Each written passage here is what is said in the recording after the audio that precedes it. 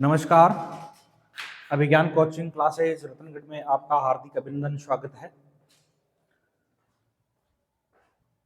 राज्य सरकार द्वारा आने वाली सभी भर्तियों में राजस्थान का इतिहास पूछा जाता है और आज हम राजस्थान के इतिहास में पढ़ेंगे पृथ्वीराज चौहान। पृथ्वीराज चौहान तृतीय पढ़ेंगे। पृथ्वीराज चौहान है वो चौहान वंश का है, वो सबसे प्रतापी शासक हुआ है और चौहान वंश का है वो अंतिम राजा माना जाता है।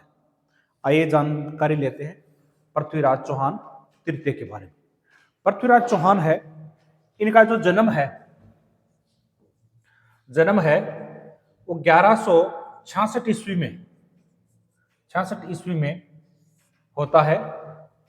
गुजरात की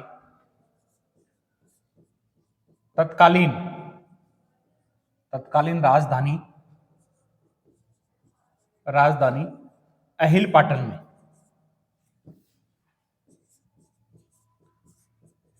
अहिलपाटन में इनका जन्म होता है। कब? 1166 ईस्वी में। इनके पिता का नाम था सोमेश्वर देव। पिता है उनका नाम था सोमेश्वर देव चौहान। माता का नाम था कर्पूरी देवी। इनकी माता का नाम था कर्पूरी देवी। इनका जो प्रधानमंत्री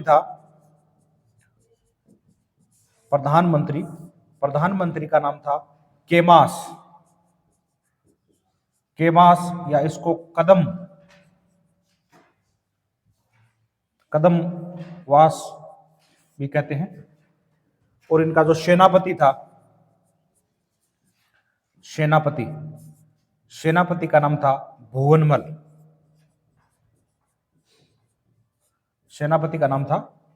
भुवनमल। ठीक है। तो पृथ्वीराज का जन्म है 1166 ईस्वी में गुजरात की तत्कालीन राजधानी अहिलपाटन में होता है। पिता का नाम था सोमेश्वर देव और माता का नाम था कपूरी देवी। प्रधानमंत्री था इनका केमास या कदमवास और सेनापति का नाम था भुवनमल। पृथ्वीराज जब शासक बनता है तो शासन बनते ही 11 वर्ष की आयु में शासक बनता है और शासक बनते ही इनके सामने कई कठिनाइयां आती है। तो सबसे पहले अपने ये साम्राज्य विस्तार की ओर बढ़ता है। शासक बनते ही सबसे पहले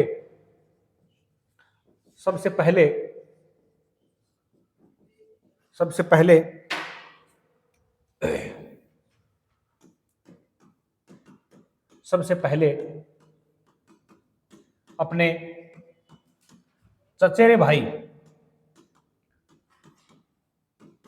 चचेरे भाई नागार्जुन को पराजित करता है।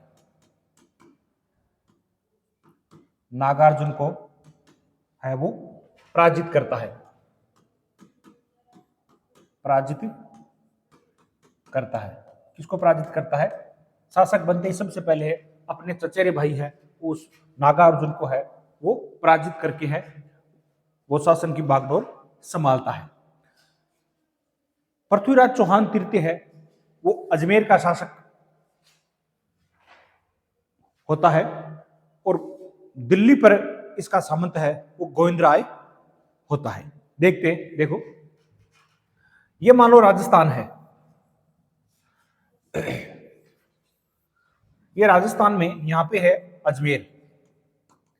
अजमेर में इसका शासन था। और ये है दिल्ली में इसका है वो गोविंदराय था। गोविंदराय है वो तोमर वंश का था। कौन से वंश का था? तोमर वंश का। ये इसका क्या था? सामंत था। यहां पे था महोबा और महोबा का शासक था चंदेल शासक था परमार्दी देव।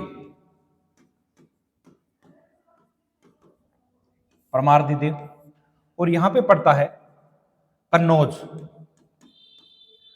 और कन्नौज का शासक था जयचंद। और दिल्ली के यहां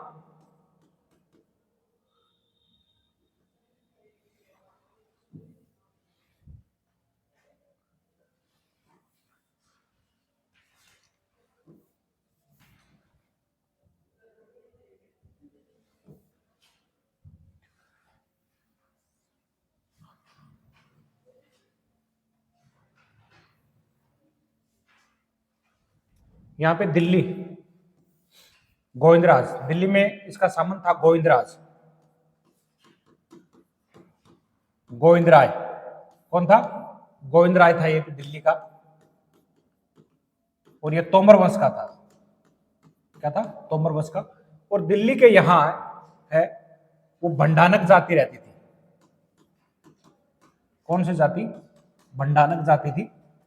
भंडानक जाति का सबसे पहले है वो 1182 ईस्वी में भंडानक जाति का है वो दमन करता है। कौन सी जाति का?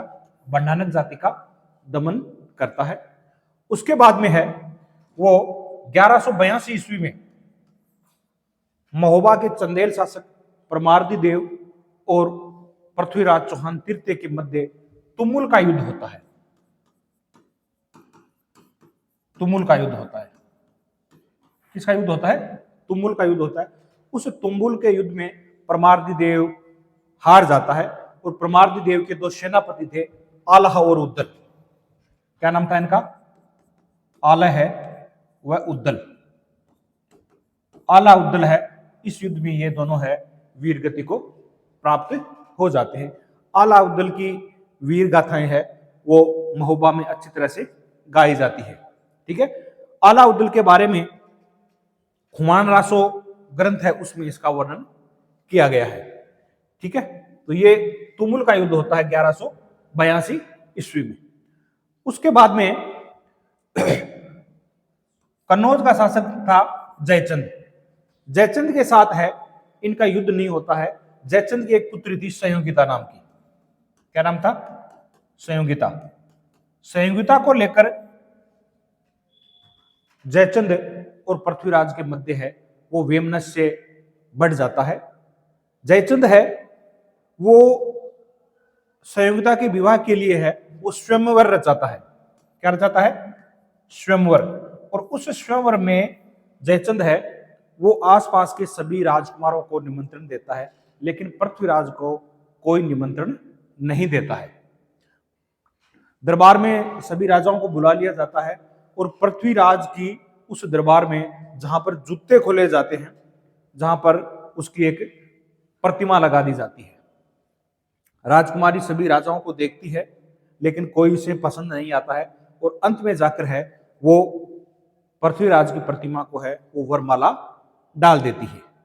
और उधर पृथ्वीराज है वो सेना लेकर बाहर आया हुआ था तो उसका अपहरण करके है वो विवाह रचा लेता है और अजमेर नगर में वो आ जाता है, जिसके कारण इन दोनों के मध्य है वो वेमनस्य और बढ़ जाता है। ठीक है। यहां पे गुजरात के एक चालुक्य शासक थे। यहां पे गुजरात में चालुक्य शासक, चालुक्य शासक था भीमदेव। भीमदेव। और यहां आबू का शासक था सलख। कौन सा शासक है? सलख। ये परमार वंश का था। परमार वंश का शासक था सलख। सलख की पुत्री का नाम था इच्छिनी। क्या नाम था? सलख की पुत्री का नाम था इच्छिनी। इच्छिनी को लेकर इन दोनों के मध्य युद्ध होता है। भीमदेव है वो इच्छिनी से विवाह करना चाहता था और इच्छिनी है वो पृथ्वीराज से विवाह करना चाहती थी। तो इन दोनों के मध्य है वो नागौर का युद्ध होता है। यहाँ पे नागौर में कौन सा युद्ध? नागौर का युद्ध होता है। और ये युद्ध होता है 1184 ईस्वी में नागौर का युद्ध होता है। नागौर के युद्ध में है वो भीमदेव पूरी तरह से हार जाता है और पृथ्वीराज है वो इच्छिनी से विवाह है वो कर लेता है। बाद में भीमदेव का सेनापति था जगदेव परिहार। जगदेव परिहार के सहायता से है वो भीमदेव और पृथ्वीराज की है वो संधि हो जाती है। ठीक है। यहां तक क्लियर। उसके बाद में पृथ्वीराज का सामना है वो गजनी के शासक है वो मोहम्मद गौरी के साथ होता है। ठीक है। गजनी का शासक है, गजनी का शासक था मोहम्मद गौरी। मोहम्मद गौरी था, गजनी का मोहम्मद गौरी था। और गौरी और पृथ्वीराज के मध्य पृथ्वीराज चौहान तृतीय के मध्य है, वो तराइन का युद्ध होता है। तराइन का युद्ध प्रथम युद्ध होता है और ये युद्ध 1191 में होता है। कब होता है? 1191 में युद्ध होता है। इस युद्ध में है वो मोहम्मद गौरी बुरी तरह से हार जाता है। तराइन के युद्ध में मोहम्मद गौरी है वो बुरी तरह से है वो हार जाता है और मोहम्मद गौरी को है वो पृथ्वीराज का सामंत था। पृथ्वीराज का सामंत गोविंद राय। पृथ्वीराज का सामंत कौन था? गोविंद राय था। गोविंद राय है वो गौरी को है वो बंदी बना लेता है। गौरी को क्या कर लेता है? गौरी को बंदी बना लेता है। गौरी को बंदी बना लेता है और पृथ्वीराज के सामने उसको उपस्थित किया जाता है। तो गौरी है वो रिहाई की भीख मांगता है तो पृथ्वीराज उस पर दया करके है वो छोड़ देता है। ऐसा भी कहा जाता है कि पृथ्वीराज ने है वो मोहम्मद गौरी ने सबसे पहले पंजाब के तबर हिंद पर अधिकार कर लिया था। पंजाब के तबर हिंद पर अधिकार कर लिया था। तो पृथ्वीराज ने वापिस है तबर हिंद पर अधिकार कर लिया और तबर हिंद का शासक था काजी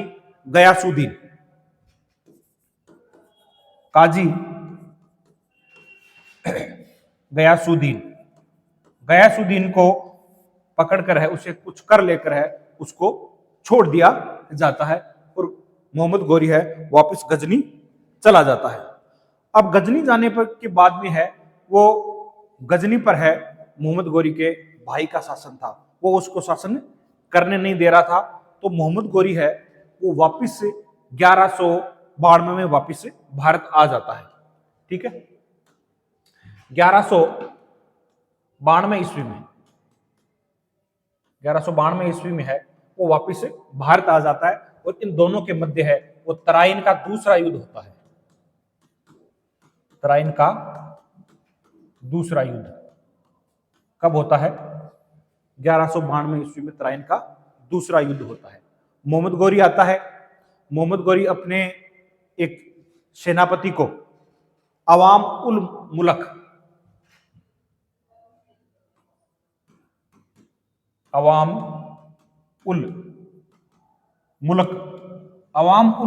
को है वो पृथ्वीराज के साथ है वो संधि करने के लिए भेजता है।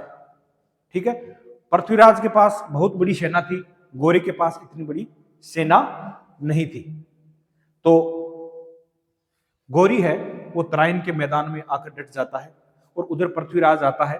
तो इतनी बड़ी सेना देखकर मोहम्मद गौरी है वो डर जाता है और कहता है कि मेरे को कुछ दिनों के लिए यहां रुकने दो, मैं वापिस है वो गजनी है वो अफगान वापिस चला जाऊंगा। तो पृथ्वीराज कुछ दिन अपनी सेना रखता है, धीरे धीरे अपने कुछ सैनिकों को वहां से हटाकर है वो अन्य अभियानों में लगा देता है।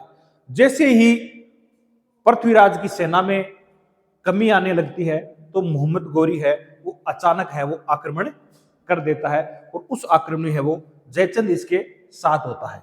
जयचंद है वो अपनी संयोगिता पुत्री का है वो बदला लेना चाहता है तो उसकी सहायता है वो जयचंद है वो कर देता है और एक दिन मौका पाकर सुबह है वो मोहम्मद गौरी है वो पृथ्वीराज की सेना पर है वो आक्रमण कर देता है।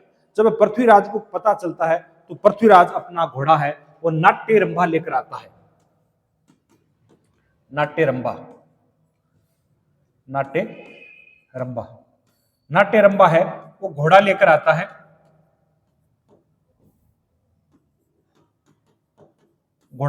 है। और ये घोड़ा युद्ध के नगाड़ों को देखकर है वो नाचने लग जाता है। इसका नाम भी नाट्यरंभा था। ये घोड़ा दूसरा होता है जो पृथ्वीराज का जो घोड़ा होता है वो नहीं होता है। ये घोड़ा है युद्ध के नगाड़ों को देखकर है वो नाचने लग जाता है और पृथ्वीराज घोड़े से उतरकर जब युद्ध करता है तो उसको है वो बंदी बना लिया जाता है और बंदी बनाकर है वो उसको हरियाणा के सिरसा नामक स्थान पर, कौन सा स्थान? सिरसा नामक स्थान पर है वो पृथ्वीराज की है वो हत्या कर दी जाती है। ऐसा कहा गया है।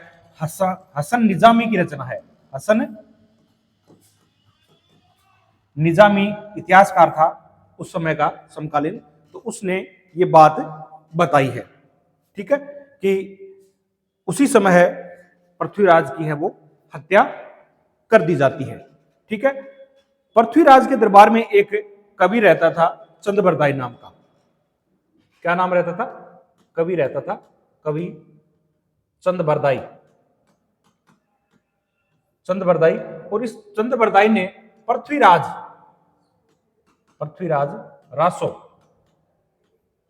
रासो ग्रंथ की रचना की है। इस ग्रंथ में पृथ्वीराज रासो ग्रंथ में चंद्रबरदाई ने कहा है कि मोहम्मद गोरी है वो पृथ्वीराज को बंदी बनाकर है वो गजनी ले जाता है। वहां ले जाकर उसकी है वो दोनों आंखें फोड़ दी जाती है, और जब उसको अगले दिन उसकी हत्या करने वाले थे, उस पर उसको फांसी चढ़ाने वाले थे, उसी समय है वो चंद्रबरदाई पहुंच जाता है। चंद्रबरदाई कहता है कि सुल्तान एक बात तुम मेरी भी सुनो, ये मेरा जो मित्र है पृथ्वीराज, ये शब्द भेदी बाण चलाने में है वो बहुत ही माहिर है, शब्द भेदी बाण चलाने में बहुत ही माहिर है, एक बार तुम इसकी ये कला है वो देख लो। तो अगले दिन है वो सुल्तान है वो पृथ्वीराज के शब्द भेदी बाण को देखने के लिए है वो दरबार लगाता है, और दरबार में मोहम्मद गोरी है वो सबसे ऊंचे आसन पर बैठता है। पृथ्वीराज की आंखें फोड़ी हुई थी, उसको दरबार में लाया जाता है, चंद्रबरदाई भी उसके साथ था, और एक घंटी बांध दी जाती है कि जहां से घंटी की आवाज आएगी उस घंटी पर पृथ्वीराज है वो बाण चलाएगा, ठीक है। लेकिन चंद्रबरदाई ने उनके कान में ऐसी एक फूंक भर दी कि जहां से आवाज आए उसी समय तुम बाण चला देना। चंद्रबरदाई ने ये उसको सारी बात बता दी। दरबार लगा हुआ था और ये जो मोहम्मद गोरी था ये ऊंचे आसन पर बैठा हुआ था। तो गोरी ने आवाज लगाई कि पृथ्वीराज तुम बाण चलाओ जहां से आवाज आ रही है। अब आसन पर बैठे हुए गोरी की आवाज है वो पृथ्वीराज ने सुन ली, और एक दोहा पढ़ता है चंद्रबरदाई, 4 बांस 24 गंज अंगुल अष्ट प्रमाण, ताव पर बैठा सुल्तान मत चुके चौहान। ये दोहा पढ़ते ही पृथ्वीराज ने बाण चलाया, और बाण है वो गोरी के सीने में जाकर लगा, और गोरी की है वो मृत्यु हो जाती है। और उसके बाद में क्या करते हैं कि कटार लेकर चंद्रबरदाई है वो पृथ्वीराज की और अपनी दोनों की है वो इह लीला है वो समाप्त कर लेता है। ये बात चंद्रबरदाई ने कही है जो असत्य मालूम होती है। इसके बाद में जो पृथ्वीराज रासो था, ये इसका जो उत्तरार्ध भाग है वो चंद्रबरदाई के पुत्र है वो जलहण ने लिखी थी, ठीक है। ये बात साबित हो जाती है कि ये चंद्रबरदाई का जो पुत्र था जलहण, ये उत्तरार्ध भाग है वो जलहण ने लिखा था। इस युद्ध में है वो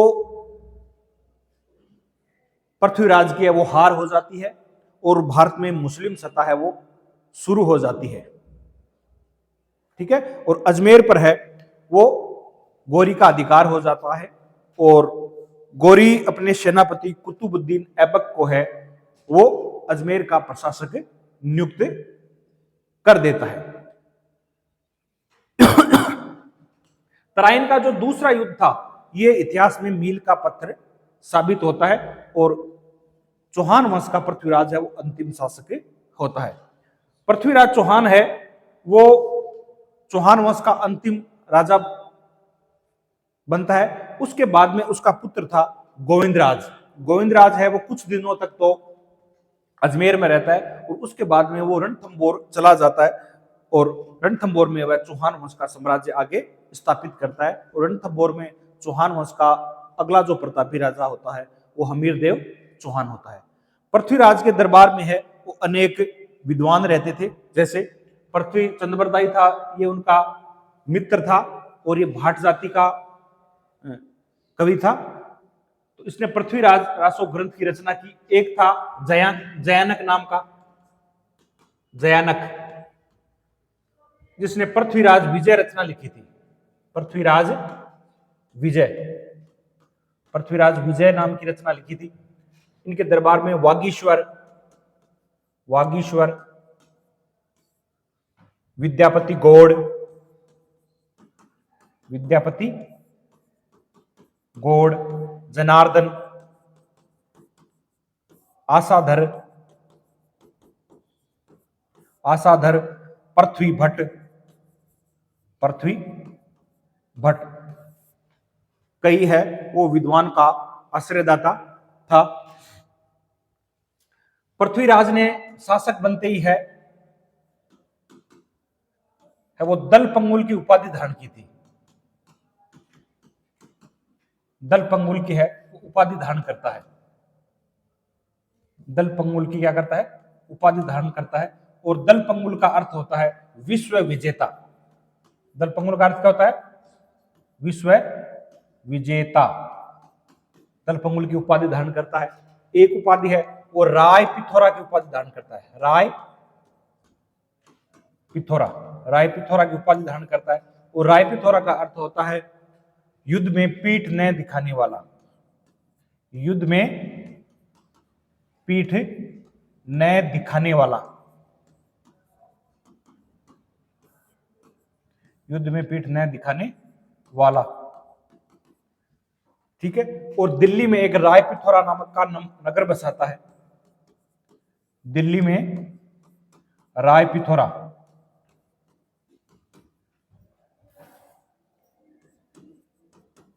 दिल्ली में है राय पिथौरा, वो नगर बसाता है। नागौर नगर की स्थापना भी पृथ्वीराज ने की थी। नागौर नगर की स्थापना है वो पृथ्वीराज ने ही, तृतीय ने ही की थी। पृथ्वीराज के समय है वो अजमेर में, पृथ्वीराज के समय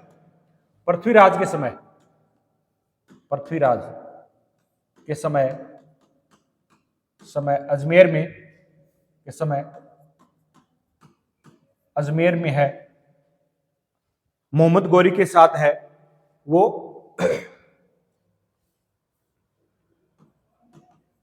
अजमेर में गौरी के साथ है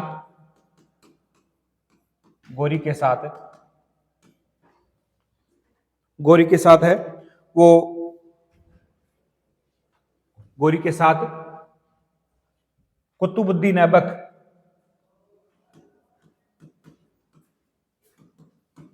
कुतुबुद्दीन ऐबक आता है और जिसको है वो अजमेर का ऐबक आता है, इसको अजमेर का प्रशासक है वो नियुक्त कर देता है। इसको अजमेर का प्रशासक नियुक्त करता है। और इसी समय पृथ्वीराज के समय है वो मोइनुद्दीन चिश्ती आता है। मोइनुद्दीन चिश्ती, जिसने चिश्ती संप्रदाय की स्थापना की थी और अजमेर को इन्होंने वो अपनी कर्मस्थली बनाया था। ठीक है, तो